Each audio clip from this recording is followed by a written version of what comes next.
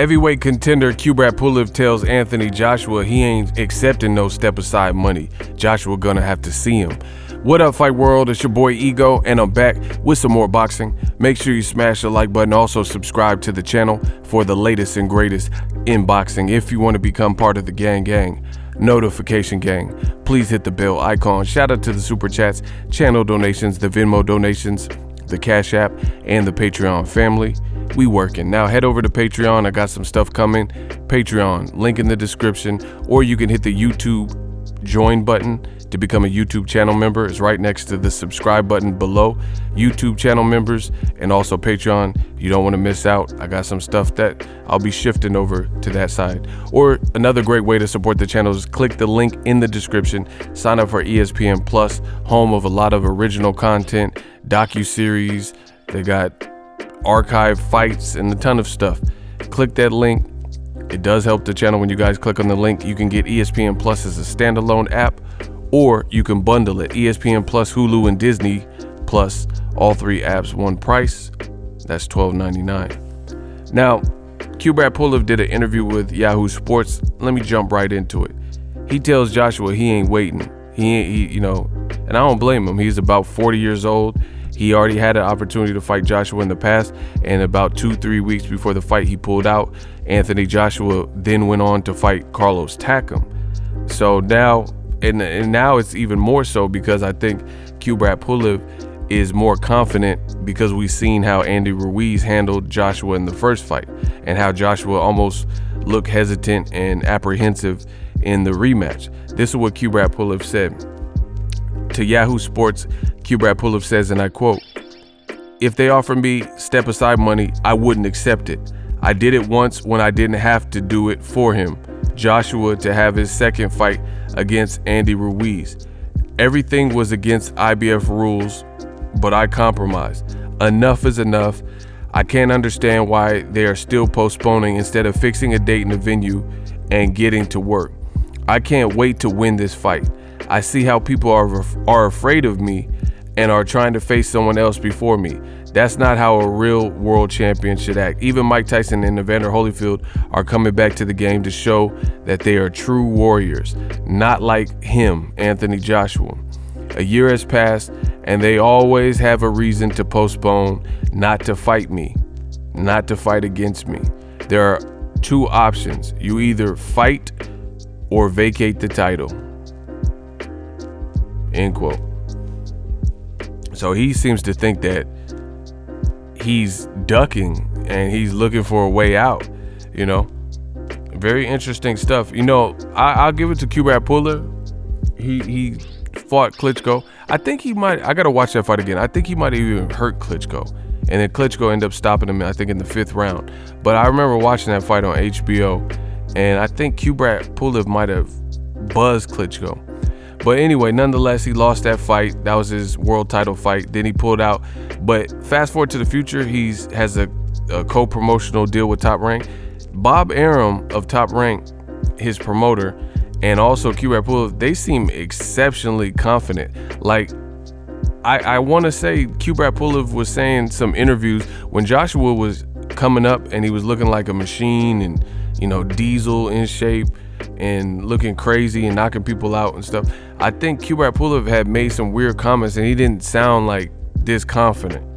But this is the crazy thing in boxing, how perception can change with one fight. I'm telling you, Joshua, first of all, I haven't heard any fans even really mentioning Joshua like that. So I can tell that some was lost in the Andy Ruiz pair of fights because people aren't even talking about Joshua like that. And they once were like talking about like he's the best #1 in the division. I ain't heard nobody say he's #1 in the division. If anything, people are saying Tyson Fury's 1 and Wilder's 2 and then Joshua's 3. That's what I'm hearing more people say.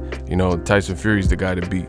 But I think it's really changed for Joshua. The perception for sure has changed because, again, I don't remember Kubrat Pulev in the past sounding this confident when his name was linked to Joshua. But he's talking about Joshua ducking him and scared and looking for ways out the fight and, hurry up and make the fight and I can't wait to beat you. And Bob Arum's talking like that too.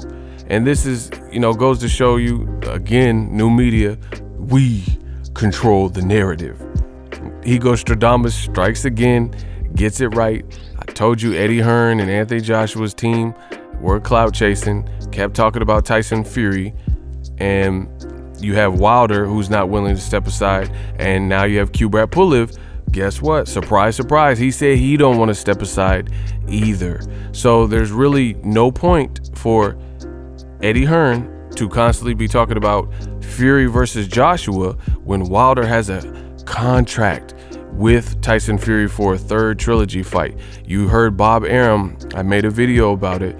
He recently said that it would be ludicrous to have Wilder step aside, and money don't grow on trees, so where would we just have all this money to pay Pulev and Wilder? It's not gonna happen.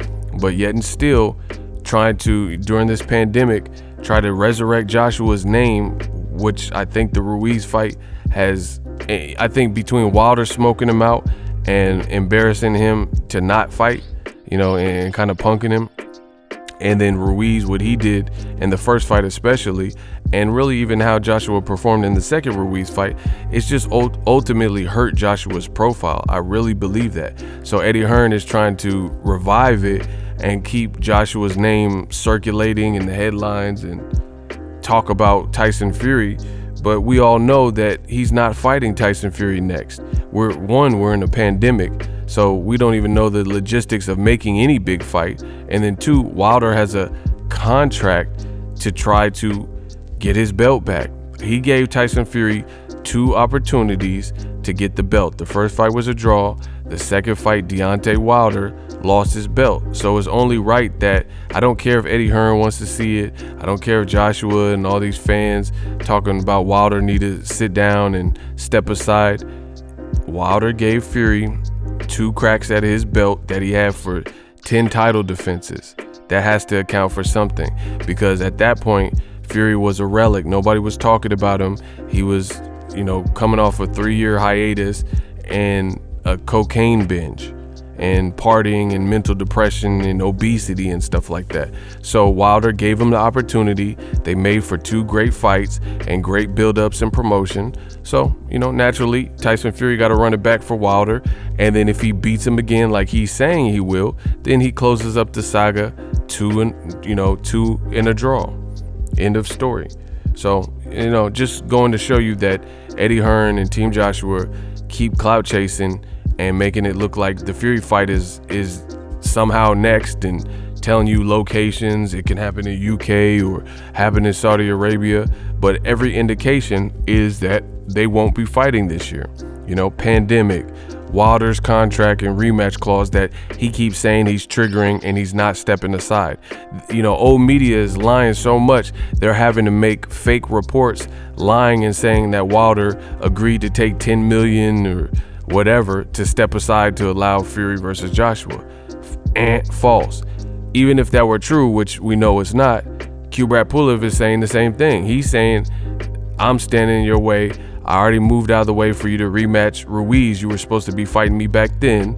I want my crack. I want my opportunity. I can't wait to beat you. You're looking for a way out. I'm not stepping aside. So, nevertheless, Joshua will be fighting Pulev next. It looks destined. Let me know what you guys think. Joshua versus Pulev, who wins? Do you think Joshua's vulnerable, or do you think Pulev is getting stretched? Drop those thoughts in the comment section. Holla at them links. Let me know what you guys think. As always, hate, comment, and subscribe. Till next video is Ego, signing off. So if you enjoyed this video and want more content like this on the channel, you can show your appreciation by going to the PayPal donate button or the YouTube support button, and you can donate any amount that you feel is equivalent to the value of this video. Much more to come. Thank you guys for your support. Boxingego, the future of boxing.